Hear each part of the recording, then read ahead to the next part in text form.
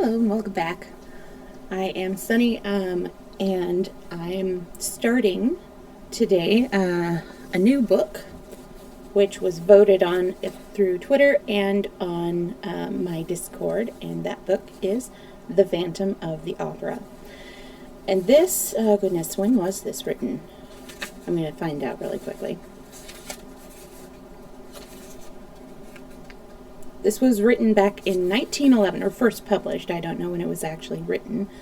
And definitely is a lot different from the musical that Andrew Lloyd Webber did, and also from the movie that was then created. The movie, they kind of tried to combine the musical with the book, because the book explains all of the fantastic things that happens, and the musical has like the mystery and the mysticism in it, where it's not really described, and so they tried to combine the two, and in my opinion didn't quite fit well that way. But I don't know, other people might have liked it. I haven't talked to anybody who has. I don't think people really remembered that it existed, but yeah. I was rereading some of the parts to try to figure out some art to do. This art right here that you see on the screen is kind of probably going to use this and tweak it a little bit and do some different art, but I did want to do something with like an underground lake. I had a really cool idea.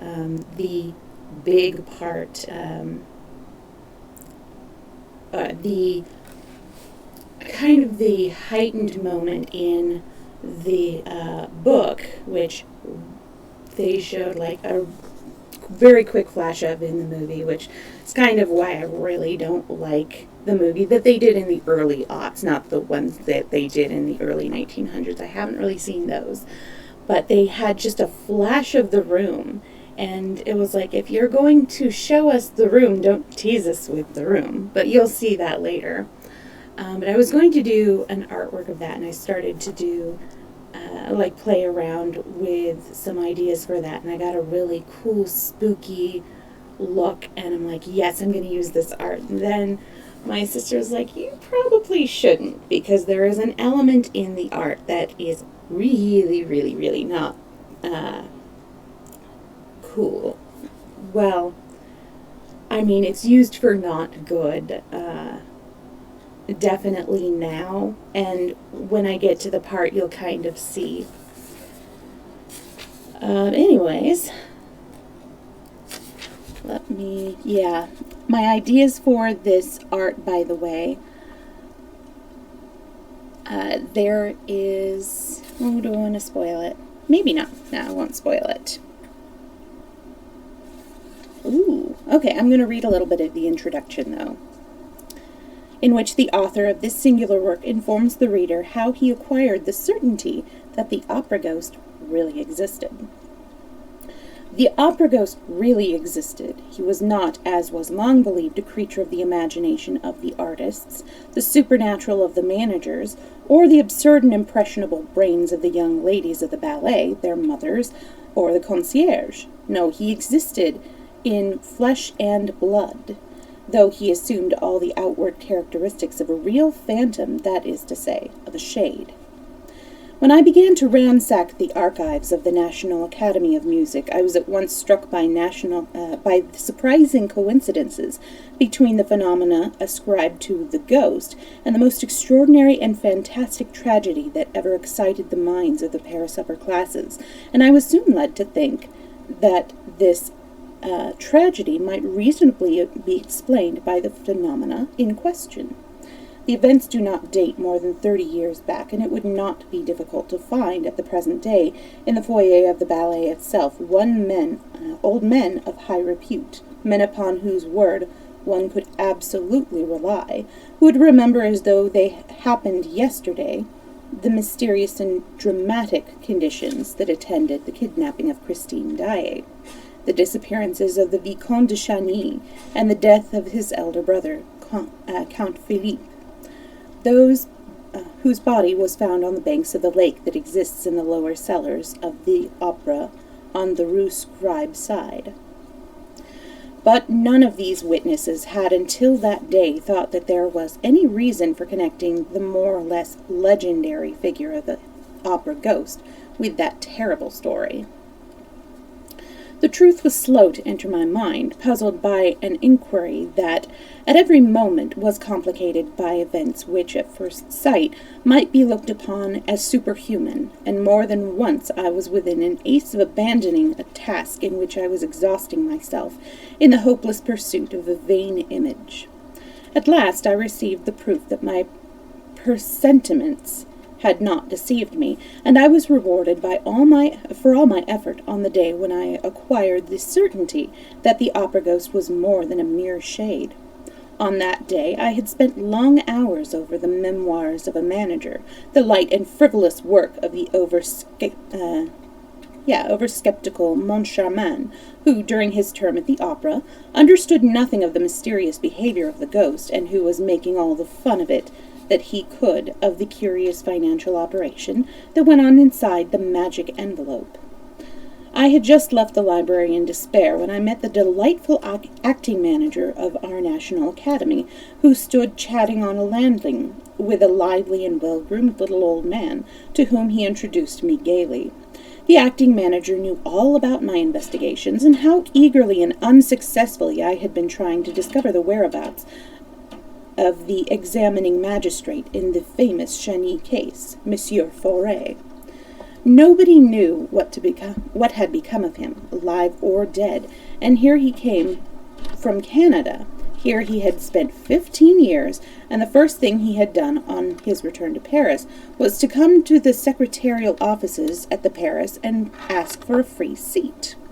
The little old man was Monsieur Faure himself.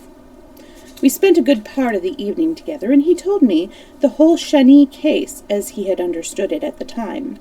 He was bound to conclude in favor of the madness of the Vicomte and the accidental death of the elder brother, for lack of evidence to the contrary. But he was nevertheless persuaded that a terrible tragedy had taken place between the two brothers in connection with Christine Daae. He could not tell me what became of Christine or the Vicomte. When I mentioned the ghost, he only laughed. He, too, had been told of the curious manifestations that seemed to point to the existence of an abnormal being residing in one of the mysterious corners of the opera, and he knew the story of the envelope, but he had seen nothing in the story worthy of his attention as magistrate in charge of the Cheny case, and it was as much as he had done, to listen to the evidence of the witness who appeared of his own accord and declared that he had often met the ghost. This witness was none other than the man whom all Paris called the Persian, and who was well known to every subscriber to the opera. The magistrate simply took him for a visionary.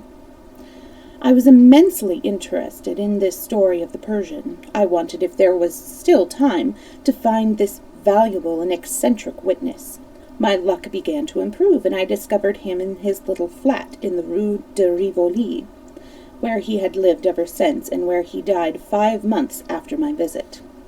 I was at first inclined to be suspicious, but when the Persian, with childlike candor, had told me all that he knew about the ghost and handed me his proofs and the ghost's existence, including the strange correspondence of Christine Daae, to do as I pleased with, I was no longer able to doubt. No, the ghost was not a myth. I know, been told that this correspondence may have been forged from first to last by a man whose imagination had certainly been fed on the most seductive tales, but fortunately I discovered some of Christine's writing outside the famous bundle of letters, and on a comparison of the two, all my doubts were removed. I also went into the past history of the Persian, and found that he was an upright man, incapable of inventing a story that might have defeated the ends of justice. This, moreover, was the opinion of the more serious people who, at one time or other, were mixed up in the Cheny case, who were friends of the Cheny family, and to whom I showed all my documents and set forth all my inferences. In this connection, I should like to print a few lines which I received from General D. Sir, I cannot urge you too strongly to publish the results of your enquiry. I remember perfectly that a few weeks before the disappearance of that great singer Christine Daae, and the tragedy which threw the whole of the Faubourg Saint-Germain into mourning, there was a great deal of talk in the foyer of the ballet on the subject of the ghost, and I believe that it only ceased to be discussed in consequence of the later affair that excited us all so greatly. But if it be possible, as after hearing you I believe, to explain the tragedy through the ghost, then I beg you, sir, to talk to us about the ghost again. Mysterious though the ghost may at first appear, this ghost will always be more easily explained than the gruesome story in which malevolent people have tried to picture two brothers killing each other who had worshipped each other all their lives. Believe me, etc. Lastly, with my bundle of papers in my hands, I once more went over the ghost's vast domain, the huge building which he had made his kingdom, all that my eyes saw, all that my mind perceived, corroborated the Persian's documents precisely, and a wonderful discovery crowned my labors in a very definite fashion. It will be remembered that, later, when digging in the substructure of the opera, preparatory to burying the phonographic records of the artist's voice, the workmen laid bare a corpse. Well, I was at once able to prove that this corpse was that of the opera ghost. I made the acting manager test his proof with his own eyes, and it has now become a matter of supreme indifference to me if the papers pretend that the body was that of a victim of the Commune. The wretches who were massacred under the Commune in the cellars of the opera were not buried on this side. I will tell where their skeletons can be found, in a spot very far removed from that immense crypt, which, during the siege, was stocked with all sorts of provisions. I came upon this track while in the act of looking for the remains of the opera ghost, which I should never have discovered but for the great stroke of luck described above. But we will speak again of the corpse, and of what should be done with it.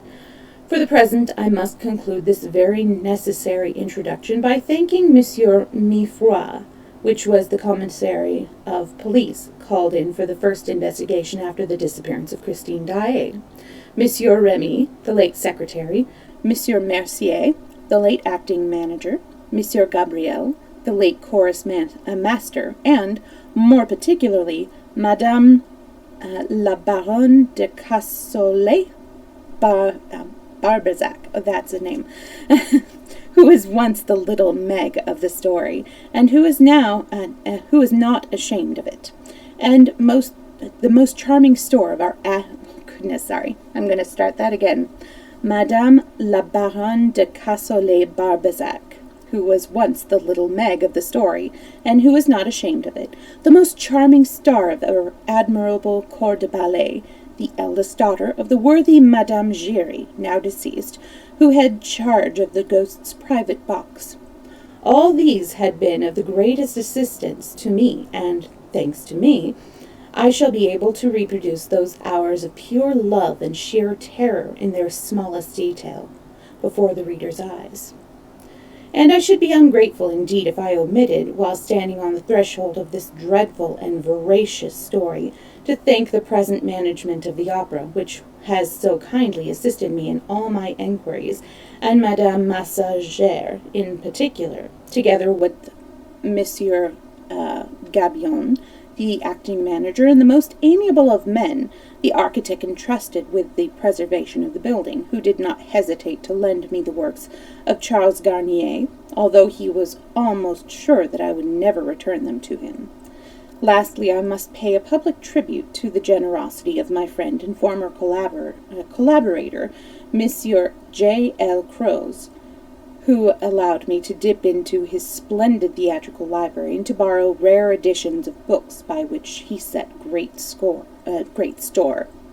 Gaston Leroux. So actually, I have never read that introduction before, and I think it's a good way to start the story. I'll have to do a little research to see if, it is legit, I guess you could say. But it definitely sets the stage, kind of like reading the introduction before you read the book of The Princess Bride really sets the stage for that, and I will admit I was a bit of a sucker for that, because after reading the introduction, I think it was after reading the introduction for that, I was totally convinced that S. Morgenstern was an actual author and that he was just retelling it. It's not true. It is all William Goldman, I think. Or no. Is that the author of Lord of the Flies? I don't remember. I'll look it up. Sorry about this. I'm a bad bookseller. Anyways, without any further ado, let's go ahead and get started with Chapter 1 of Phantom of the Opera. Is it the ghost? It was the evening on which Messieurs Debienne and Poligny, the managers of the opera, were given a farewell gala performance to mark their retirement.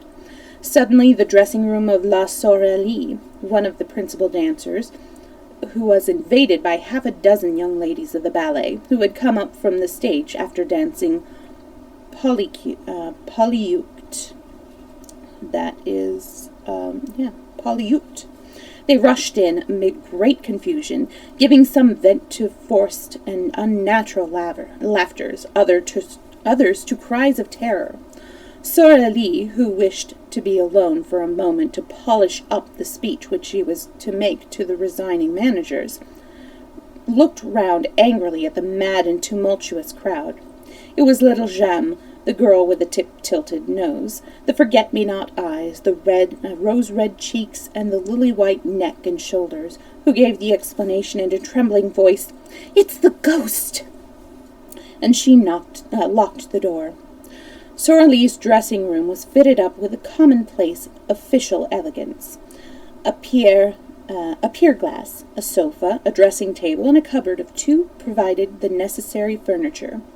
On the walls hung a few engravings, relics of the dancers' mothers, who had known the glories of the old opera in the Rue Le Pelletier, portraits of Vestris, Gardel, Dupont, Bigottini. But the room seemed a palace to the chits of the corps de ballet, who were lodged in common dressing rooms, where they spent their time singing, quarreling, smacking the dressers, the hairdressers, and buying one another glasses of cassis, beer, or even rum until the call-boy's bell rang. Sorelli was very superstitious. She shuddered when she heard little Jem speak of the ghost, called her a silly little fool, and then, as she was the first to believe in ghosts in general, and the opera ghost in particular, at once asked for details. "Have you seen him?" "As plainly as I see him now," moaned little Jem, whose legs were giving way beneath her, and she dropped into the chair. Thereupon little Giry, the girl with eyes black as sloes, hair black as ink, a swarthy complexion, and a poor little skin stretched over poor little bones. Little Giry added, "If that's the ghost, he's very ugly." "Oh, yes!" cried the chorus of ballet girls, and they all began to talk together. The ghost had appeared to them in the shade of a gentleman in dress clothes, who had suddenly stood before them in the passage, without their knowing where he had come from. He seemed to have loomed through the wall. "Pooh!" said one of them, who had more or less kept her head. "You see the ghost everywhere." And it was true. For several months there had been nothing discussed at the opera but this ghost in dress clothes, who stalked about the building from top to bottom like a shadow, who spoke to nobody, to whom nobody dared speak, and who vanished as soon as he was seen, no one knowing how or where. As became a real ghost, he made no noise in walking. People began by laughing and making fun of this spectre clad like a man of fashion or an undertaker, but the ghost legend soon swelled to enormous proportions among the corps de ballet. All the girls pretended to have met this supernatural being more or less often, and those who laughed the loudest were not the most at ease. When he did not show himself, he betrayed his presence, or his passing by accidents, comic or serious, for which the general superstition held him responsible. Had anyone met with a fall, or suffered a practical joke at the hands of one of the other girls, or lost a powder puff, it was at once put down to the ghost, the opera ghost. Yet who had actually seen him? You meet so many men in dress clothes at the opera who are not ghosts, but this dress suit had a peculiarity of its own. It clothed a skeleton. At least so the ballet girls said, and of course it had a death's head. Was all this serious? The truth is that the idea of the skeleton came from the description of the ghost given by Joseph Bouquet, the chief scene shifter, who had really seen the ghost. He had run up against the ghost on the little staircase by the footlights, which leads straight down to the cellars. He had seen him for a second, for the ghost had fled, and to anyone who cared to listen to him, he said, "He is extraordinarily thin, and his dress coat hangs on a skeleton frame. His eyes are so deep that you can hardly see the fixed pupils. All you see is two big black holes, as in a dead man's skull. His skin, which is stretched across his bones like a drumhead, is not white, but a dirty yellow. His nose is so little worth talking about that you can't see its side face, and the absence of that nose is a horrible thing to look at. All the hair he has is 3 or 4 long dark locks on his forehead and behind the ears." This chief scene shifter was a serious, sober, steady man, very slow at imagining things. His words were received with interest and amazement, and soon there were other people to say that they had met a man in dress clothes with a death's head on his shoulders. Sensible men, hearing the story, began by saying that Joseph Bouquet had been the victim of a joke played by one of his assistants. And then, one after the other, there came a series of incidents so curious and so inexplicable that the very shrewdest people began to feel uneasy. For instance, a fireman is a brave fellow. He fears nothing, least of all fires. While the fireman in question, I have the anecdote, which is quite authentic, from Monsieur Pedro Gailhard himself, the late manager of the opera, who had gone to make a round of inspection in the cellars, and who seemed to have ventured a little further than usual, suddenly appeared on the stage, pale, scared, trembling, with his eyes staring out of his head, and practically fainted in the arms of the proud mother of little Jeanne. And why? Because he had seen coming toward him, at the level of his head, but without a body attached to it, a head of fire. And, as I said, a fireman is not afraid of fire. The fireman's name was Pampan. The corps de ballet was flung into consternations. At first sight, this fiery head in no way corresponded with Joseph Bouquet's description of the ghost, but the young ladies soon persuaded themselves that the ghost had several heads, which he changed about as he pleased, and of course they at once imagined that they were in the greatest danger. Once a fireman did not hesitate to faint, leaders in front row and back row girls alike had plenty of excuses for the fright that made them quicken their steps when passing some dark corners or ill-lighted corridor. Sorelli herself, on the day after the adventure of the fireman, placed a horseshoe on the table in front of the stage door. "Oh, thank you very much for the follow."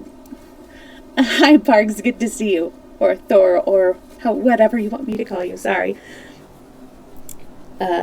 We're just in the middle of the first chapter, so you haven't missed much. For everyone who entered the opera, other than as a spectator, to touch before setting foot on the first thread of the staircase. Yay, I'm so glad you made it. That's right. I remembered it was something like that. This horseshoe is not invented by me, any more than any other part of this story, alas, and may still be seen on the table in the passage outside the stage doorkeeper's box when you enter the opera through the yard known as the Cour de l'Administration. To return to the evening in question, "It's the ghost!" little Jam had cried. An astonishing silence now reigned in the dressing-room. Nothing was heard but the hard breathing of the girls.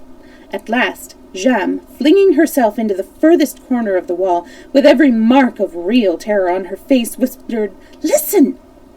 Everybody seemed to hear a rustling outside the door. There was no sound of footsteps. It was like light silk gliding along the passage. Then it stopped. Sorley tried to show more pluck than the others. She went up to the door and, in a quavering voice, asked, "Who's there?" But nobody answered. Then, feeling all the eyes upon her, watching her least movement, she made an effort to show courage and said very loudly, "Is there anyone behind the door?" "Oh, yes, there is. Of course there is," cried that little dried plum of a Meg Giry, heroically holding Sorley back by her gauze skirt. "Whatever you do, don't open the door." Oh, this is Snockings, by the way. She's the one in the picture right there. And she will constantly interrupt. "Whatever you do, don't open the door. Oh, Lord, do not open the door!" But Sorley, armed with a dagger, which was always carried, turned the key and drew back the door while the ballet girls retreated to the inner dressing-room, and Meg Giry moaned, "Mother! Mother!" Sorley looked into the passage bravely. It was empty. A gas flame in its glass prison cast a red and sinister light into the surrounding darkness, without succeeding in dispelling it, and the dancer slammed the door again with a deep sigh. "No," she said, "there is no one there." "Still we saw him," Jeanne declared, returning with timid little steps to her place beside Sorley. "He must be somewhere, prowling about. I shan't go back to dress. We had better all go down together down to the foyer together at once for this speech, and then come up again together." And the child reverently touched the little coral fingers which she wore as a charm against bad luck, which Sorley stealthily, with the tip of her pink right thumbnail, made a St. Andrew's cross on the window ring which adorned the fourth finger of her left hand. She said to the little ballet girls, "Come, children, pull yourselves together. I dare say no one has ever seen the ghost." "Yes, yes, we saw him! We saw him just now!" cried the girls. "He had his death's head and his dress coat, just as when he appeared to Joseph Bouquet." "And Gabrielle saw him too," said Jam. "Only yesterday afternoon, in broad daylight." "Gabrielle the chorus master?" "Yes, why, didn't you know?" "And he was wearing his dress clothes, in broad daylight." "Who, Gabrielle?" "Like, no, the ghost." "Certainly, Gabrielle told me so himself. That's what he knew him by." Gabrielle was in the stage manager's office. Suddenly the door opened and the Persian entered. You know, the Persian has the evil eye. "Oh, yes," answered the little ballet girls in chorus, warding off ill luck by pointing their forefingers and little fingers at the absent Persian, while their second and third fingers were bent on the palm and held down by the thumb. This one. Oh, yeah. "And you know how superstitious Gabrielle is," continued Jem. "However, he is always polite, and when he meets the Persian, he puts his hand in his pocket and touches his keys. Well, the moment the Persian appeared in the doorway, Gabrielle gave one jump from his chair to the lock of the cupboard, so as to touch iron. In so doing, he tore a whole skirt of his overcoat on a nail. Hurrying to get out of the room, he banged his forehead against a hat peg and gave himself a huge bump. Then, suddenly stepping back, he skinned his arm on the screen near the piano. He tried to lean on the piano, but the lid fell on his hands and crushed his fingers. He rushed out of the office like a madman, slipped on the staircase, and came back the whole of the first flight on his back. I was just passing with Mother. We picked him up. He was covered with bruises, and his face was all over blood. We were frightened out of our lives. But all at once he began to thank Providence that we had got off so cheaply. Then he told us what had frightened him. He had seen the ghost behind the Persian, the ghost with the death's head, just like Joseph Bouquet's description. Jeanne had told her story ever so quickly, as though the ghost were at her heels, and was quite out of breath at the finish. A silence followed, while Sorely polished her nails in great excitement. It was broken by little Giry, who said, "Joseph Bouquet would do better to hold his tongue." "Why should he hold his tongue?" asked somebody. "Oh, I'm sorry about that." Yeah. But don't worry, all of this is going to be on YouTube. I post all of my story times on YouTube. "That's Ma's opinion," replied Meg, lowering her voice and looking about her, as though fearing lest others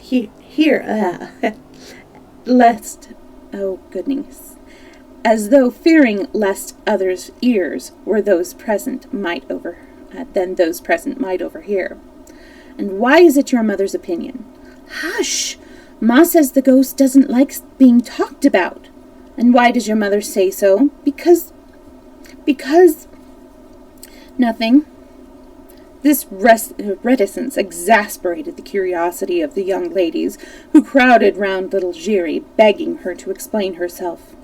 They were there, side by side, leaning forward simultaneously in one movement of entreaty and fear, communicating their terror to one another, taking a keen pleasure in feeling their blood freeze in their veins.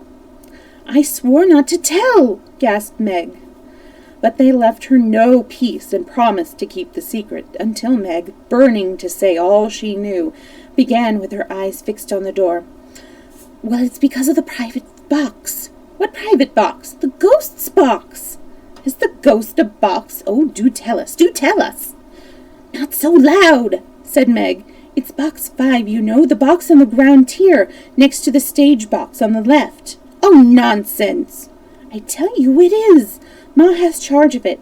But you swore you won't say a word?" Of course. "Well, that's the ghost's box. No one has had it for over a month, except the ghost, and orders have been given at the box office that it must never be sold." "And does the ghost really come there?" "Yes." "When somebody does come? Then somebody does come?" "Why, no, the ghost comes, but there is nobody there." The little ballet girls exchanged glances. If the ghost came to the box, he must be seen because he wore a dress coat and a death's head. This was what they tried to make Meg understand, but she replied, "That's just it. The ghost is not seen, and he has no dress coat and no head. All that talk about his death's head and his head on fire is nonsense. There's nothing in it. You only hear him when he is in the box. Ma has never seen him, but she has heard him. Ma knows, because she gives him his program."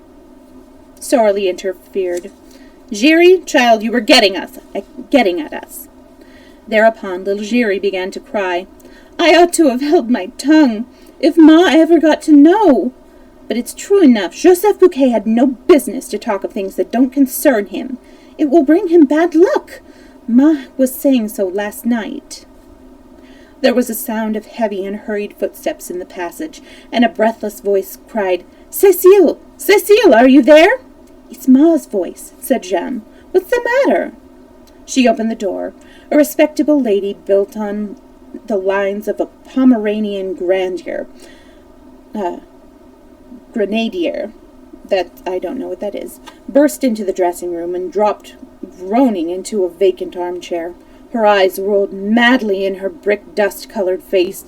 "How awful!" she said. "How awful!" What? Joseph Bouquet! What about him?"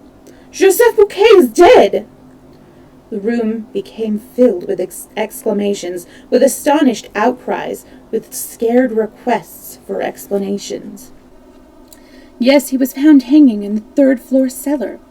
"It's the ghost!" blurted little Giry, as though in spite of herself, but she at once corrected herself, with her hands pressed to her mouth. No, I didn't say it! All around her, her panic-stricken companions repeated under their breaths, "Yes, it must be the ghost." Sorely was very pale. I shall never be able to recite my speech, she said. Ma Jeanne gave her opinion while she drained a glass of liqueur that happened to be standing on the table. The ghost must have had something to do with it. The truth is that no one ever knew how Joseph Bouquet met with his death. The verdict at the inquest was natural suicide. In his Memoirs of a Manager, Monsieur Moncharmin, one of the joint lessees, who succeeded Messieurs Debienne and Poligny, described the incident as follows. A grievous accident spoilt the little party which Messieurs Debienne and Poligny gave to celebrate their retirement. I was in the manager's office when Messier, the acting manager, suddenly came darting in. He seemed half mad and told me that the body of a scene-shifter had been found hanging in the third cellar under the stage, between a set-piece and a scene from Roi de Lahore. I shouted, "Come and cut him down." By the time I had rushed down the staircase, the Jacob's ladder, the man was no longer hanging from his rope. So this is an event which Monsieur Moncharmin treats as natural. A man hangs at the end of the rope. They go to cut him down. The rope has disappeared. Oh, Monsieur Moncharmin found a very simple explanation. Listen to him. It was just after the ballet, and leaders and dancing girls lost no time in taking their precautions against the evil eye. There you are. Picture the corps de ballet scuttling down the Jacob's ladder and dividing the suicide's rope among themselves in less time than it takes to write. When, on the other hand, I think of the exact spot where the body was discovered, the third cellar underneath the stage, I imagine that somebody must have been interested in seeing that the rope disappeared after it and had effected its purpose, and time will show if I am wrong. The horrid news soon spread all over the opera, where Joseph Bouquet was very popular. The dressing rooms emptied, and the little ballet girls crowded around Sorelli like timid sheep around their shepherdess, made for the foyer through the ill-lit passages and staircases, trotting as fast as their little pink legs could carry them. So we're between chapters, so I can take a time to chat. Yeah, I'm sorry that your connection issues are making it difficult. It might also a little bit be on my side because I have about 19 dropped frames so far. And my connection isn't like the super best connection. I'm on DSL, but I graduated to DSL from slow dial-up. We're not talking about regular dial-up. We're talking slow. So, this DSL is like super fast for me. Like I said before, if you ever wanted to hear the whole story all in one go without like all the connection problems, I do post all of my story times up on YouTube, which I can do because all of the works that I read are public domain. So, I'm not treading on any copyright issues. Hey, Maestro, wanna come and say hi? He's not interested. Maestro is the one up there. That's Maestro. And he's the one that I do like all the art of, because tuxedos are a lot easier to draw than tabbies. Alright, let us continue with Chapter 2, The New Margarita. On the first landing, Sorelli ran against the Comte de Chagny, who was coming upstairs. The Count, who was generally so calm, seemed greatly excited. "I was just coming to you," he said, taking off his hat. "Oh, Sorelli, what an evening! And Christine Daae, what a triumph!" "Impossible," said Meg Giry. 6 months ago she sang like a carrion crow. "But do let us get by, my dear Count," continued the chit with a flippant curtsy. "We are going to inquire after a poor man who has been found hanging by the neck." Just then the acting manager came fussing past and stopped when he heard his remark. "What?" he exclaimed roughly. "Have you girls heard so soon? Well, please forget about it for tonight. And above all, don't let Messieurs Debienne and Poligny know. It would upset them on their last day." They all went on to the foyer of the ballet, which was already full of people. The Comte de Chagny was right. No gala performance had ever equaled this. All the great composers of the day had conducted their own works in return. Fauré and Krauss had sung, and on that evening Christine Daae had revealed her true self for the first time to the astonished and enthusiastic audience. Gounod, who had conducted the funeral march of the marionette, Reyer, his beautiful overture to Sigurd, Saint-Saëns, the Danse Macabre, and Reverie Orientale, Massenet, an unpublished Hungarian march, Guiraud, his Carnaval, Delibes, the Valse Lente from Sylvia, and the Pizzicati from Coppelia. Mademoiselle Krauss had sung the Borello in the Vespri Siciliani, and Mademoiselle Denise Bloch the drinking song in Lucrezia Borgia. But the real triumph was reserved for Christine Daae, who had begun by singing a few passages of Romeo and Juliet. It was the first time that the young artist sang in this work of Gounod, which was not yet been transferred to the opera, and which had been revived at the Opera Comique long after its first production in the World Theatre Lyrique by Madame Carvalho. Those who heard her say that her voice in these passages was seraphic, but this was nothing to the superhuman notes that she gave forth in the prison palace of La Carlotta, in the prison scene, and the final trio in Faust, which she sang in the place of La Carlotta, who was ill. No one had ever heard or seen anything like it. Daae revealed a new Margarita that night, a Margarita of a splendor, a radiance hitherto unsuspected.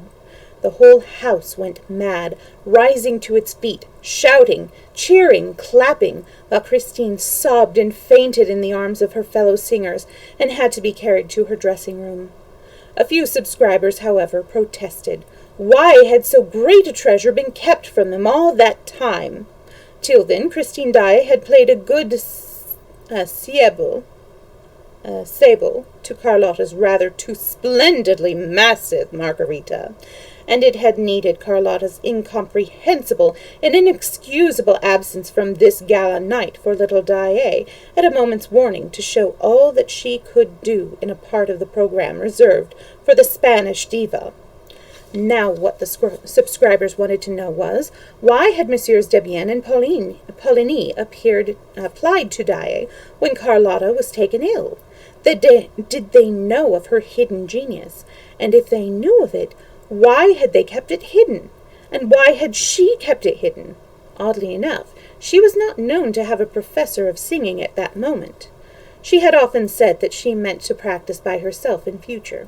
The whole thing was a mystery. The Comte de Chagny, standing up in his box, listened to all this frenzy and took part in it by loudly applauding. Philippe Georges-Marie Comte de Chagny was just 41 years of age. He was a great aristocrat and a good-looking man, above the middle height, and with attractive features in spite of his hard forehead and his rather cold eyes. He was exquisitely polite to the women, and a little haughty to the men, who did not always forgive him his social successes. He had an excellent heart and an irreproachable conscience.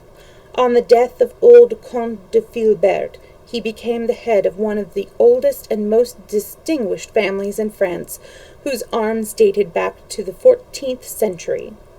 The Chagnys opened a great deal of property, and when the old count, who was a widower, died, it was no easy task for Philippe to accept the management of so large an estate. His two sisters and his brother Raoul would not hear of a division and waived their claim to their respective shares, leaving themselves entirely in Philippe's hands, as though the right of the primogeniture had never ceased to exist.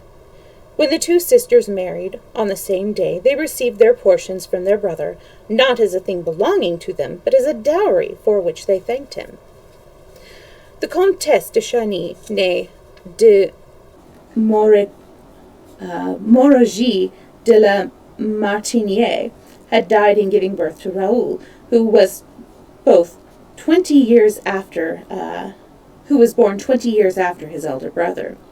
At the time of the old Count's death, Raoul was 12 years old.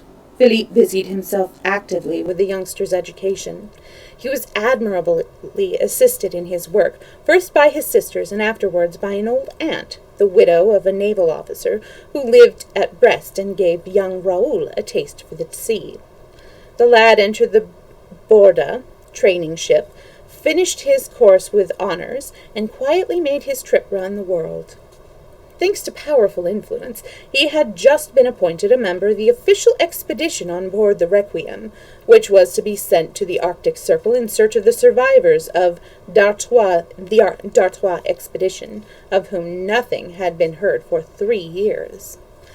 Meanwhile, he was enjoying a long furlough, which would not expire for another 6 months, and already the dowagers of the Faubourg de Saint-Germain, the Faubourg Saint-Germain, were pitying the handsome and apparently delicate stripling for the hard work in store for him.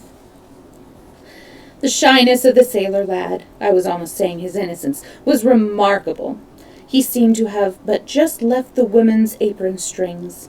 As a matter of fact, petted as he was by his 2 sisters and his old aunt, he had retained from this purely feminine education manners that were almost candid, stamped with a charm which nothing had yet been able to sully. He was a little over 21 years of age and looked 18. He had a small, fair mustache, beautiful blue eyes, and a complexion like a girl's. Philippe spoiled Raoul. To begin with, he was very proud of him and pleased to expect a glorious career for his junior in the Navy, in which one of their ancestors, the famous Chani de la Roche, had held the rank of admiral. He took advantage of the young man's leave of absence to show him Paris, with all its luxurious and artistic delights. The Count required that, at Raoul's age, it is not good to be too good. Philippe himself had a character that was very well balanced in work and pleasure alike. His demeanor was always faultless, and he was incapable of setting his brother a bad example. He took him with him wherever he went. He even introduced him to the foyer at the ballet. I know that the Count was said to be on terms with Sorali, but it could hardly be reckoned as a crime for this nobleman, a bachelor, with plenty of leisure, especially since his sisters were settled to come and spend an hour or 2 after dinner in the company of a dancer who, though not very witty, had the finest eyes that ever were seen. And besides, there were places where a true Parisian, when he has the rank of Comte de Chagny, is bound to show himself, and at that time the foyer of the ballet at the opera was one of those places. Lastly, Philippe would perhaps not have taken his brother beside the scenes of the opera if Raoul had not been the first to ask him, repeatedly renewing his request with a gentle obstinacy, which the Count remembered at a later date. On that evening, Philippe, after applauding the Daae, returned to Raoul and saw that he was quite pale. "Don't you see?" said Raoul. "That the woman's fainting." "You look like fainting yourself," said the Count. "What's the matter?" But Raoul had recovered himself and was standing up. "Let's go," he said in a trembling voice. "Where did you want to go, Raoul?" asked the Count, astonished at the excitement shown by his younger brother. "Let's go and see her. She never sang like that before." The Count gave his brother a curious smiling glance, and seemed quite pleased. They were soon at the doors leading from the house to the stage. Numbers of subscribers were slowly passing through. Raoul tore his gloves without knowing what he was doing, and Philippe had much too kind a heart to laugh at him for his impatience. But he now understood why Raoul was absent-minded when spoken to, and why he always tried to turn every conversation to the subject of the opera. They reached the tray and pushed through the crowd of gentlemen, scene-shifters, supers, and chorus girls, Raoul leading the way, his face set with passion, feeling that his heart no longer belonged to him, while Count Philippe followed him with difficulty and continued to smile. At the back of the stage, Raoul had to stop before the inrush of the little troop of ballet girls who blocked the passage which he was trying to enter. More than one chaffing phrase darted from little made-up lips, to which he did not reply, and at last he was able to pass and dived into the semi-darkness of a corridor, ringing with the name of Daae! Daae! The Count was surprised to find that Raoul knew the way. He had never taken him to Christine's himself, and he came to the conclusion that Raoul must have gone there alone while the Count stayed talking in the foyer with Sorelli, who often asked him to wait until it was her time to go on, and sometimes handed him the little gaiters in which she ran down from the dressing-room to preserve the spotlessness of her satin dancing shoes and her flesh-colored tights. Sorelli had an excuse. She had lost her mother. Postponing this usual visit to Sorelli for a few minutes, the Count followed his brother down the passage that led to Daae's dressing-room, and saw it had never been so crammed as on that evening, when the whole house seemed excited by her success, and also by her fainting fit. For the girl had not yet come to, and the doctor of the theatre had just arrived at that moment when Raoul entered at his heels. Christine, therefore, received the first aid of the one, while opening her eyes in the arms of the other. The Count and many more remained crowded in the doorway. "Don't you think, doctor, that these gentlemen had better clear the room?" asked Raoul coolly. "There's no breathing here." "You're quite right," said the doctor. And he sent everyone away, except Raoul and the maid, who looked at Raoul with eyes of the most undisguised astonishment. She had never seen him before, and yet dared not question him, and the doctor imagined that the young man was acting as he did because he had every right to. The Vicomte, however, remained in the room and watched Christine slowly return to life, while even the joint managers, Debienne and Pauline, who had come to offer their sympathy and congratulations, found themselves thrust back into the passage among the crowd of dandies. The Comte de Chagny, who was one of those standing outside, laughed. "Oh, the rogue, the rogue!" And he added, under his breath, "Those youngsters with their schoolgirl airs! So he's a Chagny after all." He turned to go to Sorelli's dressing-room, but met her on the way, as we have seen, with her little troop of trembling girls. Meanwhile, Christine Daae uttered a deep sigh, which was answered by a groan. She turned her head and saw Raoul staring, and started. She looked at the doctor, on whom she bestowed a smile, then at her maid, then at Raoul again. "Monsieur?" she said, in a voice not much above a whisper.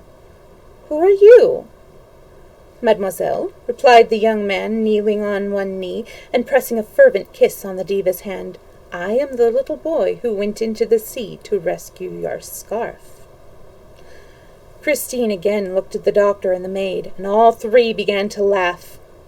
Raoul turned very red and stood up. "Mademoiselle," he said, "since you are pleased not to recognize me, I should like to say something to you in private, something very important." "Then when I am better, do you mind?" And her voice shook. "You have been very good." "Yes, you must go," said the doctor, with his pleasantest smile. "Leave me to tend to mademoiselle." "I am not ill now," said Christine suddenly, with strange and unexpected energy. She rose and, passing her hand over her eyelids, "Thank you, doctor. I should like to be alone. Please go away, all of you. Leave me. I feel very restless this evening." The doctor tried to make a short protest, but, perceiving the girl's evident agitation, thought that the best remedy was not to thwart her, and he went away, saying to Raoul outside, "She's not herself tonight. She's usually so gentle." Then he said good night, and Raoul was left alone. Okay. When you rewatch this, Kicken, thanks for stopping in for a little bit, and I will see you next time. The whole of this part of the theater was now deserted. The farewell ceremony was no doubt taking place in the foyer of the ballet. Raoul thought that Daae might go to it, and he waited in the silent solitude, even hid himself in the kindly shadow of the doorway. He still felt a terrible pain at his heart, and it was of this that he wished to speak to Daae without delay. Suddenly the dressing-room door opened, and the maid came out by herself carrying bundles. He stopped her and asked how her mistress was. The woman laughed and said that she was quite well, but that he must not disturb her, for she wished to be left alone, and she passed on. A single idea crossed Raoul's burning brain. Of course, Daae wished to be alone for him. Had he not told her that he wanted to speak to her privately? Hardly breathing, he went up to the dressing-room, and with his ear to the door to catch her reply, prepared to knock. But his hand dropped. He had heard a man's voice in the dressing-room, saying in a curiously masterful tone, "Christine, you must love me." And Christine's voice, infinitely sad and trembling as though accompanied by tears, replied, "How can you talk like that, when I sing only for you?" Raoul leant against the panel to ease his pain. His heart, which had seemed gone forever, returned to his breast and was throbbing loudly. The whole passage echoed with its beating, and Raoul's ears were deafened. Surely, if his heart continued to make such a noise, they would hear it inside. They would open the door, and the young man would be turned away in disgrace. What a position for a Shani! To be caught listening behind a door. He seized his heart in his two hands to make it stop. The man's voice spoke again. "Are you very tired?" "Oh, tonight I gave you my soul, and I am dead." "Your soul is a beautiful thing, child," replied the man's grave voice, "and I thank you. No emperor ever received so fair a gift. The angels wept tonight." Raoul heard nothing after that. Nevertheless, he did not go away, but, as though fearing lest he should be discovered, returned to his dark corridor, determined to wait for the man to leave the room. At one and the same time, he had learnt what love meant, and hatred. He knew that he loved. He wanted to know whom he hated. To his great astonishment, the door opened, and Christine Daae appeared, wrapped in furs, with her face hidden in a lace veil, alone. She closed the door behind her, but Raoul observed that she did not lock it. She passed him. He did not even follow her with his eyes, for his eyes were fixed on the door, which did not open again.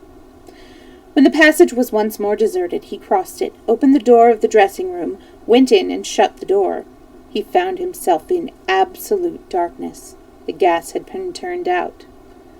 "There is someone here," said Raoul, with his back against the closed door, in a quivering voice. "What are you hiding for?" All was darkness and silence. Raoul heard only the sound of his own breathing. He quite failed to see that the indiscretion of this conduct exceeded all bounds. "You shan't leave this room until I let you," he exclaimed. "If you don't answer, you are a coward. But I'll expose you." And he struck a match. Its flame lit the room. There was no one in the room. Raoul first turned the key in the door, lit the gas jets. He went into the dressing closet, opened the cupboards, hunted about, felt the walls with his moist hands. Nothing. "Look here," he said aloud. "Am I going mad?" He stood for 10 minutes listening to the gas flaring in the silence of the empty room. Lover though he was, he did not even think of stealing a ribbon that would have given him the perfume of the woman he loved. He went out, not knowing what he was doing nor where he was going. At a given moment in his wayward progress, an icy draught struck him in the face. He found himself at the foot of a staircase down which, behind him, a procession of workmen were carrying a sort of stretcher covered with a white sheet. "Which is the way out, please?" he asked of one of the men. "Straight in front of you. The door is open, but let us pass." Pointing to the stretcher, he asked mechanically, "Who's that?" The workman answered, "That is Joseph Bouquet, who was found in the third cellar, hanging between a set piece and a scene from La Roi de Lahore." He took off his hat, but fell back to make way for the procession and went out. Oh, I forgot. I don't know if you're still here, Bat, but I forgot to give you the link to my Discord, which I will do now. Oh, nope, that was the wrong thing. There we go.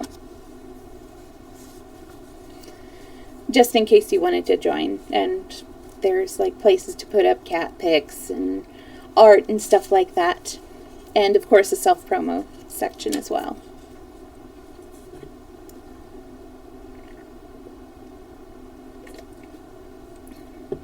Chapter 3. Why the Managers Resigned. During this time the farewell ceremony was taking place. I have already said that a magnificent performance had been given on the occasion of the retirements of Messieurs Debienne and Poligny, who had determined to die game, as we say nowadays. They had been assisted in the realization of their ideal, though melancholy program by all that counted in the social and artistic world of Paris. All these people met after the performance in the foyer of the ballet, where Sorelli waited for the arrival of the retiring managers with a glass of champagne in her hand and a little prepared speech at the tip of her tongue. Behind her, the members of the corps de ballet, young and old, discussed the events of the day in whispers, or exchanged discreet signals with their friends, a noisy crowd of whom surrounded these supper tables arranged along the slanting floor.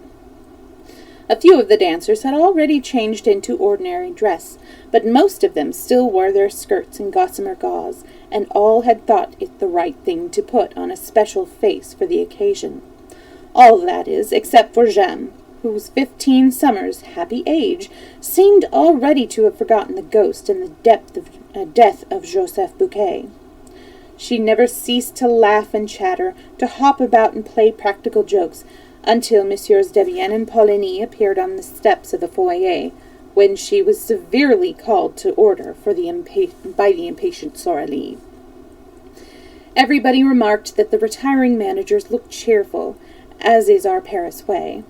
None will ever be a true Parisian who has not learnt to wear a mask of gaiety over his sorrows and one of sadness, boredom, or indifference over his inward joy. You know that one of your friends is in trouble. Do not try to console him. He will tell you that he is already comforted, but should he have met with good fortune, be careful how you congratulate him. He thinks it is so natural that he is surprised that you should speak of it. In Paris our lives are one masked ball, and the foyer of the ballet is the last place in which two such sophisticated persons as Monsieur Debienne and Poligny would have made the mistake of betraying their sorrows, however genuine. And they were already beaming rather too lavishly upon Sorelli, who had begun to recite her speech, when an exclamation from that little madcap of a Jeanne broke the smile of the managers so brutally that the expression of distress and dismay that lay beneath it became apparent to all eyes. "The opera ghost!"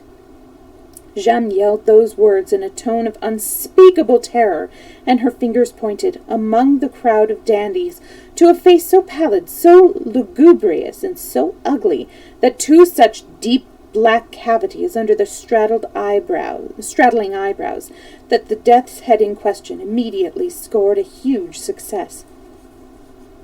"The opera ghost! The opera ghost!" Everybody laughed and pushed his neighbor, and wanted to offer the opera ghost a drink, but he was gone. He had slipped through the crowd, and the others vainly hunted for him, while two old gentlemen tried to calm little Jeanne, and while little Giry stood screeching like a peacock.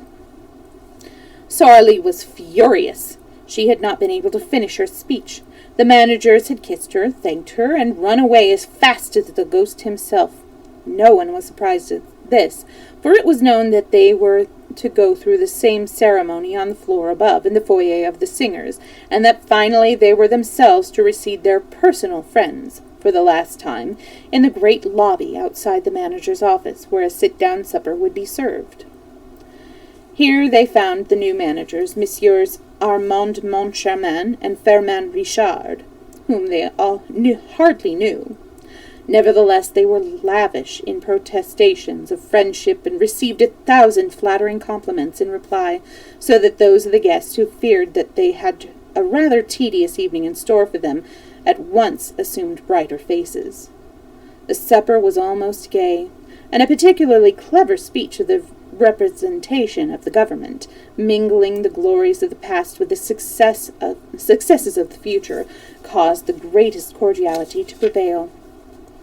The retiring managers had already made over to their successors the 2 little master keys which opened all the doors, thousands of doors, of the opera house, and those tiny keys, the object of general curiosity, were being passed from hand to hand, when the attention of some of the guests was diverted by their discovery, at the end of the table, of that strange, wan, fantastic face with the hollow eyes, which had already appeared in the foyer of the ballet, and had been greeted by little Jean's explanation, "The opera ghost!" There sat the ghost, as natural as could be, except that he neither ate nor drank. Those who began by looking at him with a smile ended up turning away their heads, for the sight of him at once provoked the most funereal thoughts. No one repeated the joke of the foyer. No one exclaimed, "There's the opera ghost!" He himself did not speak a word, and his very neighbors could not have stared at that precise moment had he had sat down between them. But everyone felt that, if the dead did ever come and sit at the table of the living, they could not cut a more ghastly figure. The friends of Fernand Richard and Armand Moncharmin thought that this lean and skinny guest was an acquaintance of Debienne's or Pauline's, while Debienne and Pauline's friends believed that the cadaverous individual belonged to Fernand Richard and Armand Moncharmin's party. The result was that no request was made for an explanation, no unpleasant remark, no joke in bad taste, which might have offended this visitor from the tomb. A few of those present who knew the story of the ghost and the description of him given by the chief scene-shifter, they did not know of Joseph Fouquet's death, thought in their own minds that the man at the end of the table might easily have passed for him. And yet, according to the story, the ghost had no nose, whereupon the person in question had. But Monsieur Moncharmin declares in his memoirs that the guest's nose was transparent. Long, thin, and transparent are his exact words. I, for my part, will add that this might very well apply to the false nose. Monsieur Moncharmin may have taken for transparency what was only shininess. Everybody knows that orthopedic science provides beautiful false noses for people who have lost noses naturally, or as the result of an operation. And we have another visitor. This is Maestro. Hi, Pants. We came at a good time. I had just finished a paragraph. So this is the one that you'll see in like almost all of my artworks. Can you get in the frame? You can't get in the frame. Hi. You enjoying the story? He actually does like being read to. Did the ghost really take a seat at the manager's supper table that night uninvited? And can we be sure that the figure was that of the opera ghost himself? Who would venture to assert as much? I mention the incident not because I wish for a second to make the reader believe, or even try to make him believe, that the ghost was capable of such a sublime piece of impudence, but because, after all, the thing is possible. Monsieur Armand Moncharmin, in chapter 11 of his memoirs, says, "When I think of this first evening, I cannot dissociate the secret confided to us by Messieurs Debienne and Poligny in their office from the presence at our supper of that ghostly person whom none of us knew. What happened was this. Messieurs Debienne and Poligny, sitting at the center of the table, had not seen the man with the death's head. Suddenly he began to speak. "Ballet girls are right," he said. "The death of that poor Bouquet is perhaps not as natural as people think." Debienne and Poligny gave a start. "Is Bouquet dead?" they cried. "Yes," replied the man, or the shadow of a man, quietly. "He was found this evening, hanging in the third cellar, between a set-piece and a scene from Roi de l'Aurore." The two managers, or rather ex-managers, at once rose and stared strangely at the speaker. They were more excited than they need have been, that is to say, more excited than anyone need be by the announcement of the suicide of a chief scene-shifter. They looked at each other. They had both turned whiter than the tablecloth. At last, Debienne made a sign to Messieurs Richard and Moncharmin. Poligny muttered a few words of excuse to the guests, and all four went into the manager's office. I leave Monsieur Moncharmin to continue the story. Messieurs Debienne and Poligny seemed to grow more and more excited, he says in his memoirs, and they appeared to have something very difficult to tell us.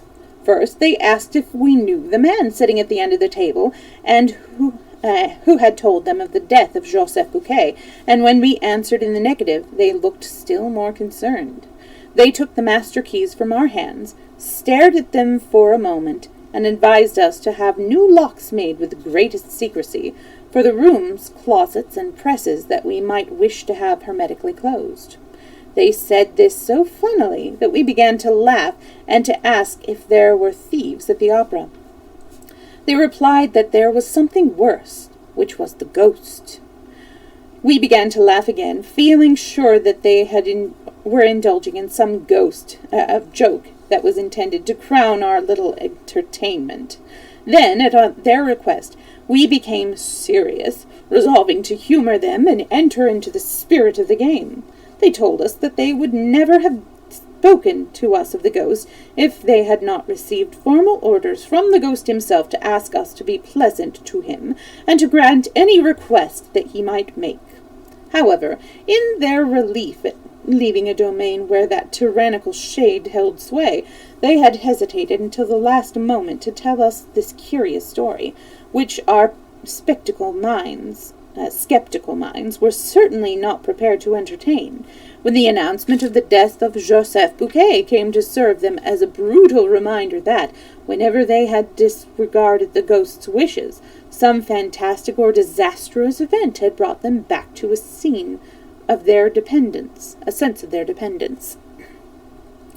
During those unexpected utterances, made in a tone of the most secret and important confidence, I looked at Richard.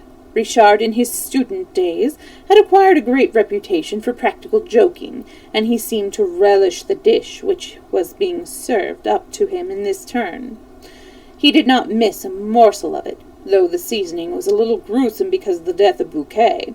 He nodded his head sadly, while the other spoke, and his features assumed the air of a man who bitterly regretted having taken over the opera, now that he knew that there was a ghost mixed up in the business. I should think of nothing better than to give a servile imitation of this attitude of despair.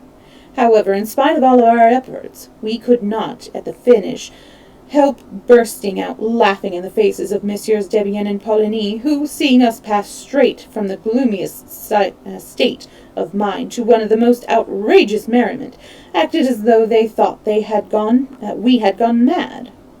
The joke became a little tedious, and Richard asked, half seriously and half in jest, "But after all, what does this ghost of yours want?" Monsieur Poligny went to his desk and returned with a copy of the lease. The opera lease begins with the well-known words setting forth that the management of the opera shall give to the performance of the National Academy of Music the splendor that becomes the first lyric stage in France, and ends with Clause 98, which says that the privilege can be withdrawn if the managers infringe the conditions stipulated in the lease. This is followed by the conditions, which are 4 in number. The copy produced by Monsieur Poligny was written in black ink and was exactly similar to that in our possession, except that, at the end, it contained a paragraph in red ink and in a queer laboured handwriting, as though produced by dipping the heads of matches in the ink, and writing of a child that had never got beyond the downstrokes, and has not yet learned to join its letters. This paragraph ran, word for word, as follows. 5. If our managers in any month delay for more than a fortnight the payment of the allowance which he shall make to the opera ghost, an allowance of 20,000 francs a month, say 240,000 francs a year.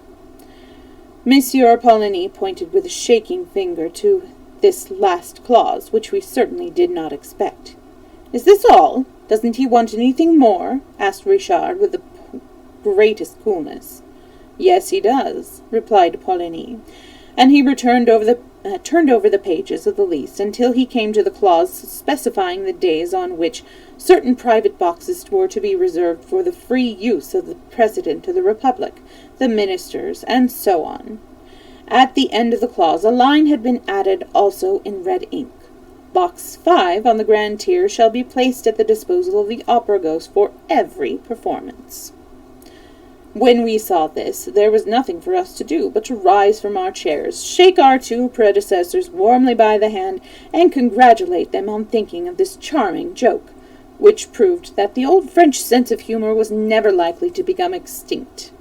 Richard added that he now understood why Messieurs Debienne and Poligny were retiring from the management of the National Academy of Music. Business was impossible with so unreasonable a ghost.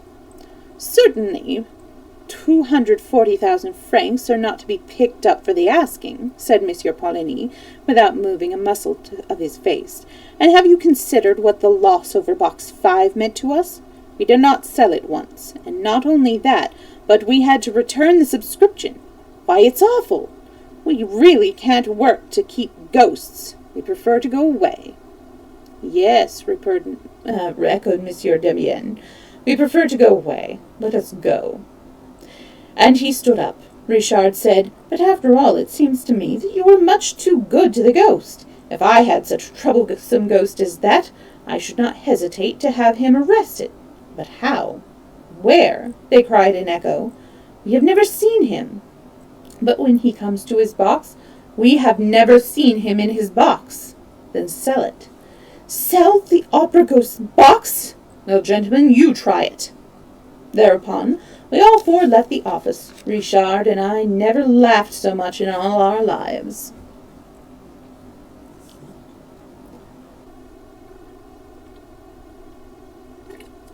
I'm sorry about all of the dropped frames in this. I hope the VOD turns out all right. Chapter 4. Box 5. Armand Moncharmin wrote such voluminous memoirs during the fairly long period of his co-management that we may well ask if he ever found time to attend to the affairs of the opera other than by gossiping of what went on there. Monsieur Moncharmin did not know a single note of music, but he called the Minister of Education and Fine Arts by his Christian name, had dabbled a little in society journalism, and enjoyed a considerable private income. Lastly, he was a charming fellow and showed that he was not lacking in intelligence, for, as soon as he made up his mind to be a sleeping partner in the opera, he selected the best possible active manager by going straight to Firmin Richard. Firmin Richard was a very distinguished composer, who had published a number of successful pieces of all kinds, and who liked every form of music and every sort of musician. Clearly, therefore, it was the duty of every sort of musician to like Monsieur Firmin Richard. The only thing to be said against him was that he was rather masterful in his ways and endowed with a very hasty temper. The first few days which the partners spent at the opera were given over to the delight of finding themselves the heads of so magnificent an enterprise, and they had forgotten all about the curious, fantastic story of the ghost, when an incident occurred which proved to them that the joke, if joke it were, was not over. Monsieur Firmin Richard reached his office that morning at 11 o'clock. His secretary, Monsieur Remy, showed him half a dozen letters which he had not opened because they were marked private. One of the letters at once attracted Richard's attention, not only because the envelope was addressed in red ink, but because he seemed to have seen the writing before. He soon remembered that it was the red handwriting in which the lease had been so curiously completed. He recognized the clumsy, childish hands. He opened the letter and read, "Dear Mr. Manager, I am sorry to have to trouble you at a time when you must be so very busy renewing important engagements, signing fresh contracts, and generally displaying your excellent taste. I know what you have done for Carlotta, Sorelli, and Little Jam, not to mention others whose admirable qualities of talent or genius you have suspected. Of course, when I use those words, I do not mean to apply them to La Carlotta, who sings like a cockroach, and who ought never to have been allowed to leave the Ambassadeurs and the Café Jacquin, nor to La Sorelli, who owes her success mainly to the coach-builders, nor to Little Jam, who dances like a calf in a field. And I am not speaking of Christine Daae either, though her genius is certain, whereas you jealously prevent her from creating any important part. When all is said, you are free to conduct your little business as you think best, are you not? All the same, I should like to take advantage of the fact that you have not yet turned Christine Daae adrift by hearing her this evening in the part of Sibylle, or that of Margarita has been withheld from her since her triumph of the other night, and I must ask you not to dispose of my box today, nor on the following days. For I cannot end this letter without telling you how disagreeably surprised I have been lately, on arriving at the opera, to hear that my box has been sold at the box office by your orders. I did not protest, first, because I disliked scandal, and secondly, because I thought that your predecessors, Messieurs Debienne and Poligny, who were always charming to me, and had neglected before leaving to mention my little fads to you. I have now received a reply from these gentlemen to my letter asking for an explanation, and this reply proves that you know all about my clause in the lease, and consequently that you are treating me with outrageous contempt. If you wish us to live in peace, you must not begin by taking away my private box. Believe me to be, dear Mr. Manager, without prejudice to these little observations, your most humble and obedient servant, Opera Ghost." The letter was accompanied by a cutting from the agony column of the Revue Theatrale, which ran, "O.G. There is no excuse for R and M. We told them about it and called their attention to your clause in the lease. Kind regards." Monsieur Firmin Richard had hardly finished reading this letter when Monsieur Armand Moncharmin entered carrying one exactly similar. They looked at each other and burst out laughing. They are keeping us the joke," said Monsieur Richard, "but I don't call it funny." "What does it all mean?" asked Monsieur Moncharmin. "Do they imagine that, because they have been managers of the opera, we are going to let them have a box for an indefinite period? I am not in the mood to allow myself to be humbugged much longer," said Firmin Richard. It's harmless enough," observed Armand Moncharmin. "What is it they really want? A box for tonight?" Monsieur Firmin Richard told his secretary to give box 5 on the grand tier to Messieurs Debienne and Poligny, provided it was not sold. It was not. It was sent round to them. Debienne lived in the corner of the Rue Scribe and the Boulevard des Capucines. Poligny in the Rue Aubert. Ghost's 2 letters had been posted at the Boulevard des Capucines post office, as Moncharmin remarked after examining the envelopes. "You see?" Sorry, I got distracted. You see, said Richard. They shrugged their shoulders and regretted that 2 men of that age should amuse themselves with such childish tricks. They might have been civil for all that, said Moncharmin.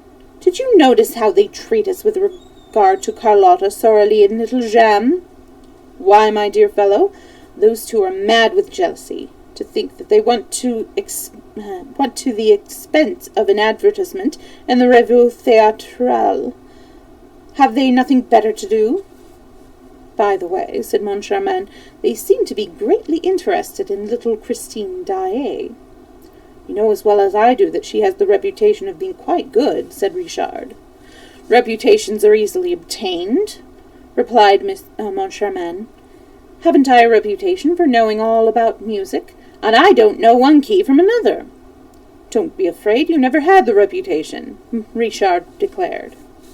Thereupon he ordered the artist to be shown in, who for the last 2 hours had been walking up and down outside the door, behind which fame and fortune or dismissal awaited them. The whole day was spent in discussing, negotiating, signing, and cancelling contracts, and the 2 overworked managers went to bed early without so much as casting a glance at Box 5 to see whether Messieurs Debienne and Monsieur Poligny were enjoying the performance. Next morning the managers received a card of thanks from the ghost. Dear Mr. Manager, thanks. Charming evening. Daae exquisite. Choruses want waking up. Carlotta a splendid commonplace instrument. Will write you soon for the 240,000 francs, or 233,424.7 francs, to be correct. Messieurs Debienne and Poligny have sent me the 6,575.3 francs, representing the first 10 days of my allowance for the current year. Their privilege is finished on the evening of the 10th instance. Kind regards, O.G. On the other hand, there was a letter from Messieurs Debienne and Poligny. Gentlemen, we are much obliged for your kind thought of us, but you will easily understand that the prospect of again hearing Faust, pleasant though it be to ex-managers of the opera, cannot make us forget that we have no right to occupy Box 5 on the Grand Tier, which is the exclusive property of him of whom we spoke to you when we went through the lease with you last. See Clause 63, final paragraph. Accept, gentlemen, etc. Oh, those fellows are beginning to annoy me, shouted Firmin Richard, snatching up the letter.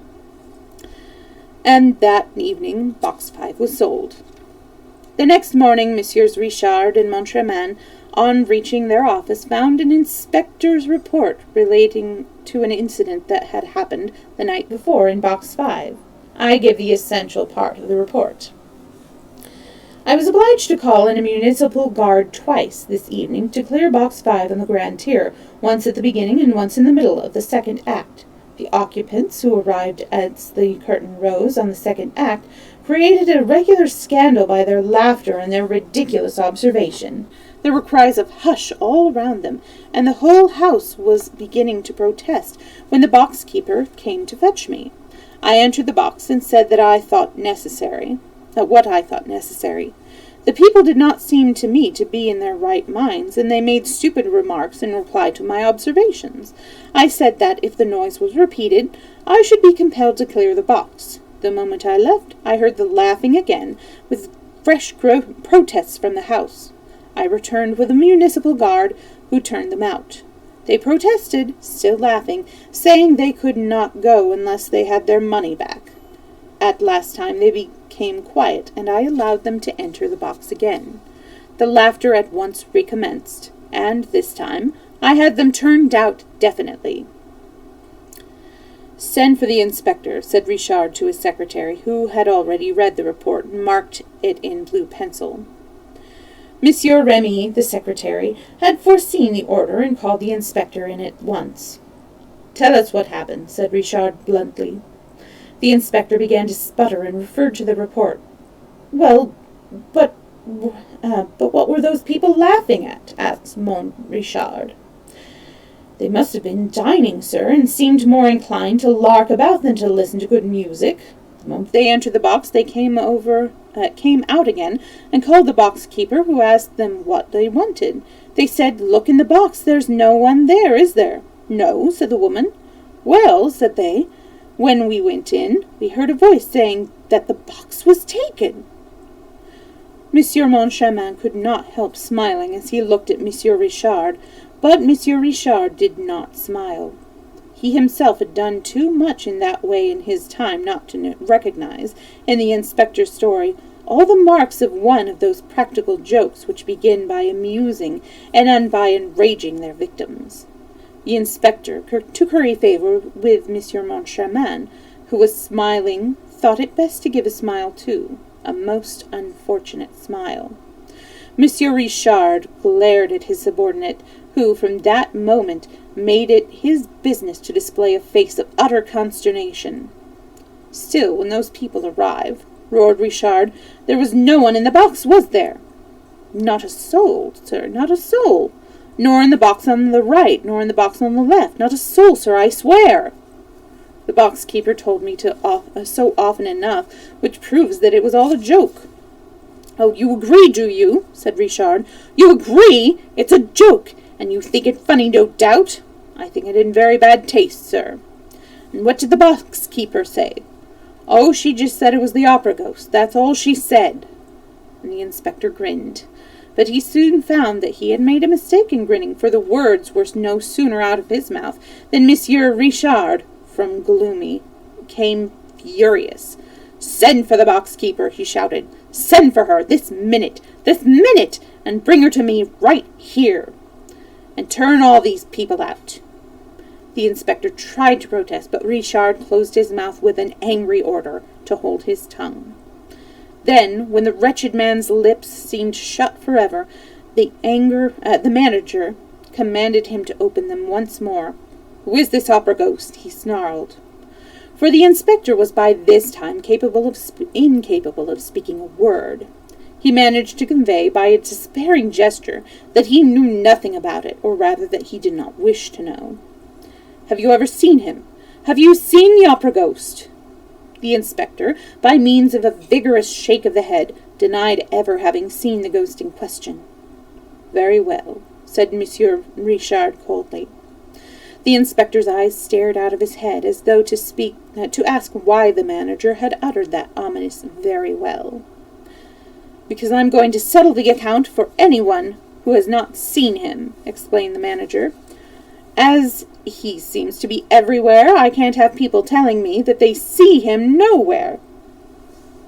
I like people to work for me when I employ them." Having said this, Monsieur Richard paid no further attention to the inspector and discussed various matters of business with his acting manager, who had entered the room meanwhile. The inspector thought he could go, and was gently, oh so gently, sidling towards the door when Monsieur Richard nailed the man to the floor with a thundering, "Stay where you are!" Monsieur Remy had sent for the box-keeper to the Rue de Provence, close to the opera, where she was engaged as a portress. She soon made her appearance. "What's your name?" "Ma'am Giry." "You know me well enough, sir. I'm the mother of little Giry, little Meg. What?" This was said in so severe and solemn a voice that, for a moment, Monsieur Richard was impressed. He looked at Ma'am Giry, in her faded shawl, her worn shoes, her old taffeta dress and dingy bonnet. It was quite evident that the manager's attitude that he neither did not know or could not remember having met Ma'am Giry, nor even little Giry, nor even little Meg.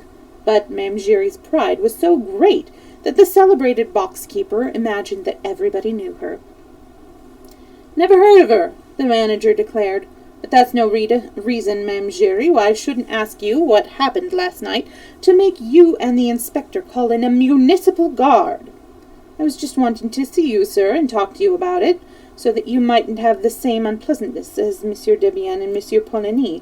They wouldn't listen to me either at first." "I'm not asking you about all that. I'm asking you what happened last night." Mame Giry turned purple with indignation. Never had she been spoken to like that.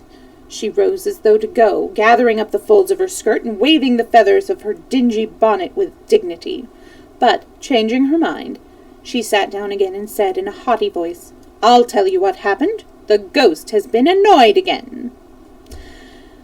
Thereupon, as Monsieur Richard was on the point of bursting out, Monsieur Moncharmin interfered and conducted the interrogatory, whence it appeared that Mame Giry thought it quite natural that a voice should be heard to say that a box was taken when there was nobody in the box. She was unable to explain this phenomenon, which was not new to her, except by the intervention of the ghost. Nobody could see the ghost in the box, but everybody could hear him. She had often heard him, and they could believe her, for she always spoke the truth.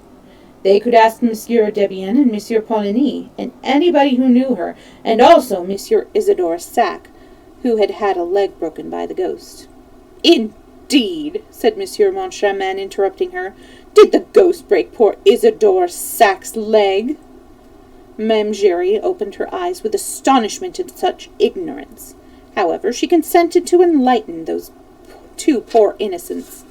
The thing had happened in Monsieur Debienne and Monsieur Poligny's time, also in Box 5, and also during a performance of Faust. Mame Giry coughed, cleared her throat, it sounded as though she were preparing to sing the whole of Gounod's score, and began, "It was like this, sir. That night, Monsieur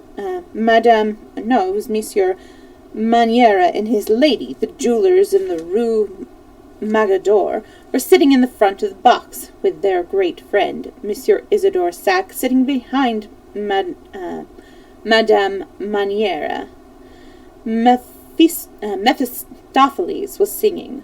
Mame Giry here burst into song, "Katrina, while you play at sleeping," and when Monsieur Maniera heard a voice in his right ear, his wife was on his left, saying, "Ha ha! Julie's not playing at sleeping." His wife happened to be called Julie. So Monsieur Maniera turned to the right to see who was talking to him like that. Nobody there. He rubs his ear and asks if he's dreaming. Then Mephistopheles went on with his serenade. But perhaps I'm boring you, gentlemen. No, go on.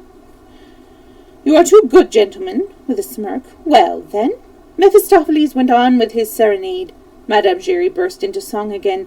"Saint, unclose thy portal holy, and accord the bliss to a mortal bending lowly of a pardon kiss."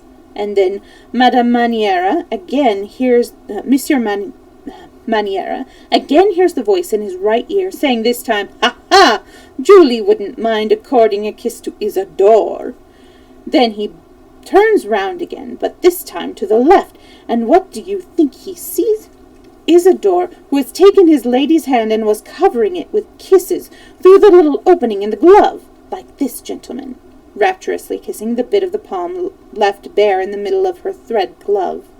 Then they had a lively time between them. Bang, bang! Monsieur Maniera, who was big and strong like you, Monsieur Richard, gave 2 blows to Monsieur Isidore Sac. Sorry, my hair is getting in my face, and I'm close to sneezing. Monsieur Maniera, who is big and strong like you, Monsieur Richard, gave 2 blows to Monsieur Isidore Sac, who was small and weak like Monsieur Moncharmin, saving his presence. There was a great uproar. People in the house shouted, "That will do! Stop them! He'll kill him!" Then, at last, Monsieur Isidore Sac managed to run away. "Then the ghost had not broken his leg?" asked Monsieur Moncharmin, a little vexed to think that his figure had made so little impression on Mame Giry. "He did not break it for him, sir," replied Mame Giry haughtily. "He broke it for him on this grand staircase, which he ran down too fast, sir, and it will be long before the poor gentleman will be able to go up it again." "Did the ghost tell you that what he said to Monsieur Marnier's right ear?" "Maniera," asked Monsieur Moncharmin with a gravity which he thought exceedingly humorous. "No, sir. It was Monsieur Maniera himself, but you have spoken to the ghost, my good lady?" "As I'm speaking to you now, my good sir." "And when the ghost speaks to you, what does he say?" "Well, he tells me to bring him a footstool." This time Richard burst out laughing, as did Moncharmin and Remy, the secretary. Only the inspector, warned by experience, was careful not to laugh, while Mame Giry went so far as to adopt an attitude that was positively threatening. "Instead of laughing," she cried indignantly, "you'd do better to do as Monsieur Poligny did, who found out for himself." "Found out what?" asked Monsieur Moncharmin, who had never been so much amused in his life. "About the ghost, of course. Look here." She suddenly calmed herself, feeling that this was a solemn moment in her life. "Look here," she repeated. "They are playing the Juive." Monsieur Poligny thought he would watch the performance from the ghost's box. Well, when Leopold cries, "Let us fly," you know, and Eleazar stops him and says, "Whither go ye?" Well, Monsieur Poligny, I was watching him from the back of the next box, which was empty. Monsieur Poligny got up and walked out quite stiffly, like a statue, and before I had time to ask him, "Whither go ye?" like Eleazar, he was down the staircase, but without breaking his legs. "Still, that doesn't tell us how the opera ghost came to ask you for a footstool," insisted Monsieur Moncharmin. Well, from that evening, no one tried to take the ghost's private box from him. The manager gave orders that he was to have it at each performance, and whenever we came, he asked me for a footstool. "Tut, tut, a ghost asking for a footstool? Then this ghost of yours is a woman." "No, the ghost is a man." "How do you know?" "He has a man's voice." "Oh, such a lovely man's voice." "This is what happens when he comes to the opera. It's usually in the middle of the first act. He gives 3 little taps on the door of box 5. The first time I heard those 3 taps when I went there was no one in the box, and you can think how puzzled I was. I opened the door, listened, looked. Nobody. And then I heard a voice say, 'Ma'am Jules.' My poor husband's name was Jules. 'A footstool, please.' Saving your presence, gentlemen, it made me feel all overish like. But the voice went on, 'Don't be afraid, Ma'am Jules. I'm the opera ghost.' And the voice was so soft and kind that I hardly felt frightened at all. The voice was sitting in the corner chair, on the right, in the front row." "Was there anyone in the box to the right of the box 5? asked Moncharmin. "No. Box 7 and box 3, the ones on the left, were both empty. The curtain had only just gone up." "And what did you do?" "Well, I brought the footstool, of course. It wasn't for himself he wanted it, but for his lady. But I never heard her nor saw her." "Eh? What? So now the ghost was married?" The eyes of the 2 managers travelled from Mame Giry to the inspector, who, standing behind the box-keeper, was waving his arms to attract their attention. He tapped his forehead with a distressful forefinger to convey his opinion that the widow Jules Giry was most certainly mad, a piece of pantomime which confirmed Monsieur Richard in his determination to get rid of an inspector who kept a lunatic in his service. Meanwhile, the worthy lady went on about her ghost, now depicting his generosity. "At the end of the performance he always gives me 2 francs, sometimes 5, sometimes even 10, when he has been many days without coming. Only since people have begun to annoy him again, he gives me nothing at all." "Excuse me, my good woman," said Moncharmin, while Mame Giry tossed the feathers in her dingy hat at this persistent familiarity. "Excuse me, how does the ghost manage to give you your 2 francs? Why, he leaves it on the little shelf in the box, of course. I find it with a program which I always give him. Some evenings I find flowers in the box, a rose that must have dropped from his lady's bodice, for he brings a lady with him sometimes. One day they left a fan behind them." "Oh, the ghost left a fan, did he? And what did you do with it?" "Well, I brought it back to the box the next night." Here the inspector's voice was raised. "You've broken the rules. I shall have to fine you, Mame Giry." "Hold your tongue, you fool," muttered Monsieur Firmin Richard. "You brought the fan back, and then?" "Well, then they took it away with them, sir. It was not there at the end of the performance, and in its place they left me a box of English sweets, which I'm very fond of. That's one of the ghost's pretty thoughts. That will do, Mem Giry. You can go. When Mem Giry had bowed herself out with a dignity that never deserted her, the managers told the inspector that they had decided to dispense with that old madwoman's service. And when he had gone in his turn, they instructed the acting manager to make up the inspector's accounts. Left alone, the managers told each other of the idea which they both had in mind, which was that they should look into that little matter of Box 5 for themselves. Well, even though we still have 10 minutes, the chapters seem to be a little on the long side, so I'm going to stop for now. And we've made it about this far through. Not that far. So we've got a good little ways to go. I hope you're enjoying this. I have fun with this book. And I'm very, very glad that I took French, although it's been a long time. Because all of these French names are not as difficult for me to pronounce than some of the words that they use in the 20,000 Leagues Under the Sea by Jules Verne, which I do on my all ages story time right now. I don't remember when my next day of streaming is, but down below where all the about me information is, I do have my schedule up there, and if it says